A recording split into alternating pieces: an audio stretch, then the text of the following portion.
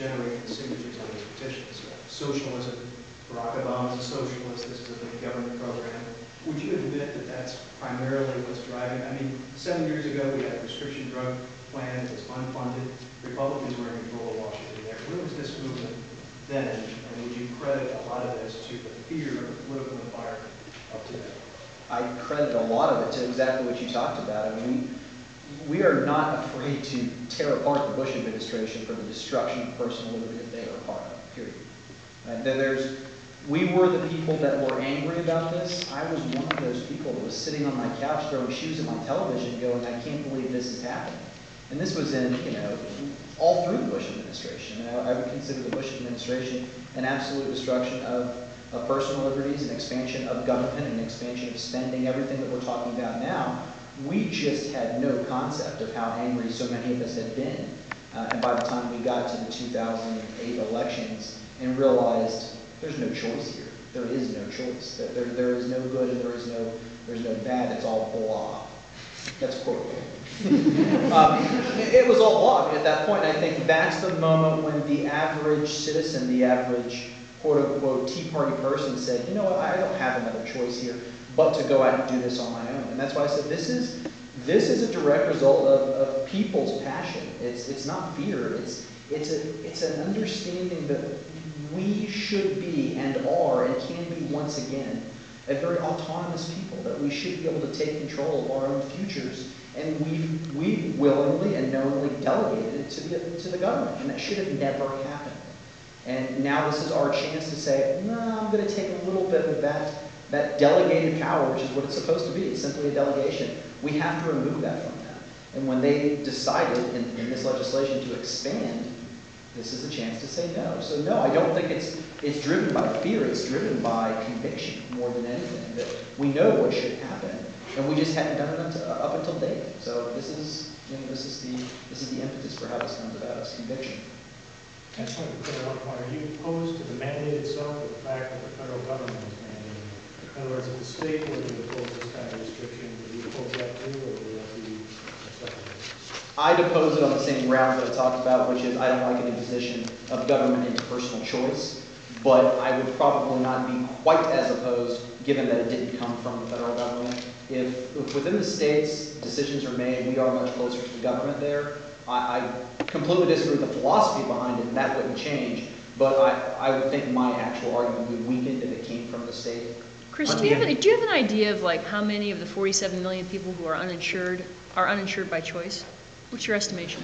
There's a ton of statistics on that. I don't know. It's very difficult. It's very difficult to say. I know there's people, I won't call them out, people I've spoken to in this room that are willingly uninsured. It's a cost-benefit analysis that an individual should be allowed to make. A ton of college students definitely are uninsured. There are plenty of individuals who are older and wealthy and are willingly uninsured. There's a whole bunch of sections of the population that willingly make this choice. And I can't see any reason to tell them they can't continue to make that choice. I know that number. That number is 18 to 20 million. Yeah, I didn't know it. According to a Cato Institute study of the issue.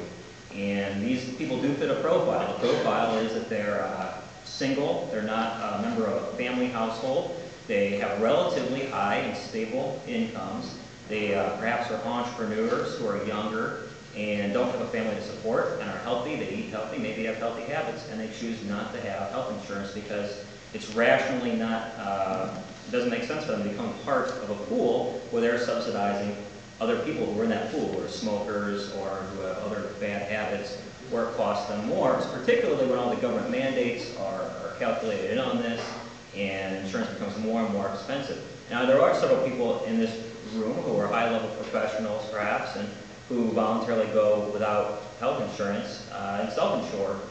And I happen to know one of them is standing behind the podium. Yes, that's who I was referring to. If those people only affected themselves, that would be one thing. But when uninsured people get in an automobile accident or get a serious illness, they may wind up going to the hospital. They're asked if they have insurance, they say no. The hospitals often treat them anyway and pass on the cost to everybody else. Is there not some responsibility there? How do you deal Well, with that dilemma? the problem is that you assume that everybody that doesn't have insurance is too irresponsible to pay for their own medical care or to get help from private charities, which is something that's not been talked about in this debate at all. The truth is that private charities were far more involved in assisting with private medical care before the federal government stepped in, and will be far less involved, even more so now, with the new bill. It's hard for you to regulate every single person that doesn't have insurance when you don't know how much money they have in the bank, you don't know what their particular health situation is. So not every person walking around without insurance is in fact a moral hazard. Some may be, and at that point, when they reach that point, it's perfectly reasonable after the fact for the government or for all of us to go after them for those costs in any way possible. But it doesn't make any sense to preemptively strike them before they actually hurt us. We've seen how that worked out with the war in Iraq, and we've seen how preemptive strikes work out all across the board. They tend not to be a good idea, and they're not a good idea when you're preemptively attacking personal liberties, when not everybody who doesn't have insurance is actually going to harm you. Just to also be outlawed under your amendment, right? That's actually a great question to end on, because that's the point that I wanted to make. That's absolutely true.